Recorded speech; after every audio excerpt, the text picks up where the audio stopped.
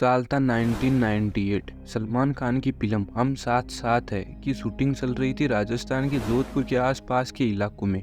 2 अक्टूबर को शूटिंग के बाद रात के समय सलमान खान और उनके साथ कुछ और लोग जोधपुर के पास कंकाणी गांव के जंगल में जाते हैं और वहां सलमान खान की राइफल से एक गोली चलती है और इसी एक गोली की वजह से सलमान खान पर आज तक केस चल रहा है। 2018 में कोर्ट ने 5 साल की सजा भी सुनाई और इसी एक गोली की वजह से लॉरेंस बिश्नोई गैंग आए दिन सलमान खान को मारने की धमकी देती है। ये गोली किसी इंसान पर नहीं चली थी, बिश्नोई समाज के लिए इंसान से भी बढ़कर उस पर गोली चली थी। तो आखिर उस 2 अक्टूबर की रात को जोधपुर के जंगल में ऐसा क्या हुआ जिसकी सजा आज 25 साल बाद भी सलमान खान भुगत रहा है और लॉरेंस बिश्नोई गैंग की धमकियां भी सुन रहा है। और आखिर लॉरेंस बिश्नोई सलमान खान से सॉरी क्यों बुलवाना चाहता है?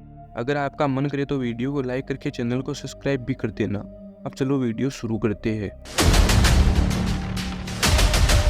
सलमान खान उस वक्त अपने करियर के पीक पर था। फिल्म हम साथ साथ की शूटिंग चल रही थी जोधपुर राजस्थान के आसपास के इलाकों में। शूटिंग के बाद रात के समय सलमान खान और उनके साथ कुछ और बड़े बॉलीवुड स्टार एक जंगल सफारी कार में जोधपुर के जंगल गए, एक राइफल लेकर। फिर एक गोली चलती है। गोली की आवाज सुनकर आसपास के लोग वहां आए। लोगों को देखकर वो गाड़ी वहां से जा चुकी थी। वहां पर 2 काले हिरन मरे हुए पड़े थे और यहीं से शुरू होती है काला हिरन केस। काला हिरन कोई नॉर्मल जानवर नहीं था, यह भारत के वाइल्ड लाइफ प्रोटेक्ट एक्ट 1972 के तहत हाईली प्रोटेक्टेड स्पीशीज है। इस जानवर का शिकार सिर्फ क्राइम नहीं है बल्कि देश के कानून और हिंदू धर्म के खिलाफ माना जाता है। 2 अक्टूबर 1998 की रात लोकल लोग जंगल में गन शॉट की आवाज सुनते हैं और कुछ ही देर बाद गांव के लोग जंगल की तरफ जाते हैं और वहां 2 मरे हुए काले हिरन मिलते हैं। इस एरिया में रहने वाला एक समाज तुरंत सक्रिय हो जाता है। यह समाज था बिश्नोई समाज। बिश्नोई समाज के लिए काला हिरन सिर्फ जानवर नहीं था, ये उनके धर्म, परंपरा और जीवन का हिस्सा था। बिश्नोई समाज पेड़ पौधों की रक्षा करता है, जंगली जीवों को अपने बच्चों जैसा मानता है, सदियों से शिकार के खिलाफ खड़ा रहा है।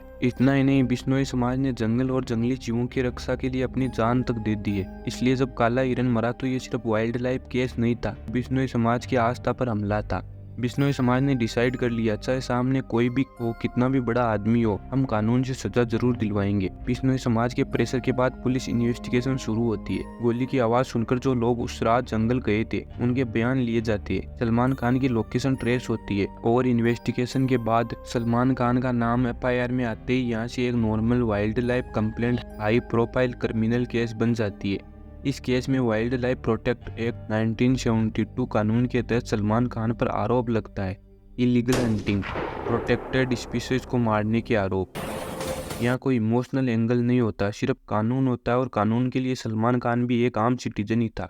जैसे ही सलमान खान का नाम सामने आता है मीडिया में तूफान आ जाता है। टीवी पर न्यूज़पेपर हेडलाइन से सिर्फ एक लाइन छाप रहा था, बॉलीवुड सुपरस्टार वर्सेज कानून। एक तरफ बिश्नोई समाज का गुस्सा, दूसरी तरफ सलमान खान के फैंस, बॉलीवुड इंडस्ट्री की खामोशी। पर बिश्नोई समाज अपनी बात पर रहता है और कहता है ये लड़ाई सलमान खान के खिलाफ नहीं है बल्कि यह लड़ाई जंगली जीवों के लिए है। सोच कर देखो, अगर ये शिकार किसी आम आदमी ने किया होता तो क्या केस इतना लंबा चलता, या फिर फेम ने इस केस को और मुश्किल बना दिया है। अब केस जंगल से निकलकर कोर्ट में जा चुका था। सामने एक तरफ भारत का कानून और दूसरी तरफ बॉलीवुड का सबसे बड़ा नाम। केस चलना शुरू होता है, डेट पर डेट, सुनवाई पर सुनवाई। सालें बीत जाती है पर बिश्नोई समाज पीछे नहीं हटता। 1998 से लेकर 2004 के दौर तक केस चलता है। सलमान खान कई बार कोर्ट में हाजिर हुआ, कभी बेल तो कभी रिलीफ। फैंस के लिए ये सिर्फ एक लीगल मैटर था पर बिश्नोई समाज के लिए ये धर्म और रक्षा का सवाल था। उनका मानना था अगर आज हम चुप रहे तो जंगल के जंगल खाली हो जाएंगे। आखिरकार 5 अप्रैल 2018 को वो दिन आता है जब कोर्ट अपना फैसला सुनाती है। केस बिल्कुल क्लियर था, सलमान खान दोषी पाया जाता है, 5 साल की सजा सुनाई जाती है, फाइन भी लगाया जाता है और इसी फैसले के साथ सलमान खान को जेल भेज दिया जाता है।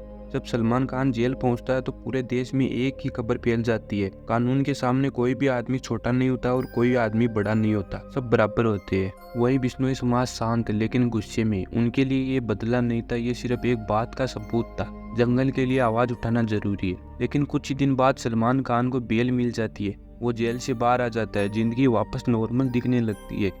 फिल्म से शूटिंग, फैंस का प्यार। पर एक जगह स्थिति जहाँ केस अभी भी जिंदा था, हिंदू बिश्नोई समाज के दिमाग में। बिश्नोई समाज का मानना था सजा हुई लेकिन पूरी नहीं। कानून ने काम किया लेकिन धीरे, क्योंकि ये घटना 1998 की है और सजा हुई 2018 में और कुछ ही दिन बाद जेल से बेल भी मिल गई। और उनका मानना था वाइल्ड लाइफ क्राइम्स पर और स्ट्रिक्ट एक्शन होना चाहिए। इस केस ने बिश्नोई समाज को पूरे देश के सामने ला दिया। उनका मैसेज क्लियर था, हम सिर्फ अपने लिए नहीं प्रकृति के लिए खड़े होते हैं। तो अब काला हिरन केस का फैसला आ चुका था, कोर्ट अपना फैसला सुना चुकी थी। सलमान खान जेल गया पर फिर बेल पर बाहर भी आ गया। लगता था अब कहानी यहीं खत्म हो गई। सजा के बाद भी बिश्नोई समाज का गुस्सा शांत नहीं हुआ था और इसी दौरान एक नाम बार बार हेडलाइन में आने लगा, लॉरेंस बिश्नोई। लॉरेंस बिश्नोई खुद को बिश्नोई पहचान से जोड़कर सलमान खान के खिलाफ बयान देता रहा।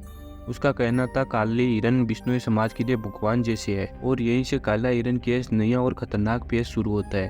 टाइम के साथ साथ लॉरेंस बिश्नोई और उसके गैंग से सलमान खान को धमकियां मिलने लगी। लॉरेंस बिश्नोई की एक ही डिमांड थी, माफी। मतलब सलमान खान बिश्नोई समाज से माफी मांग ले। फिर आता है वो दिन जब कहानी सिर्फ थ्रस्ट तक सीमित नहीं रहती। अप्रैल 2024 मुंबई।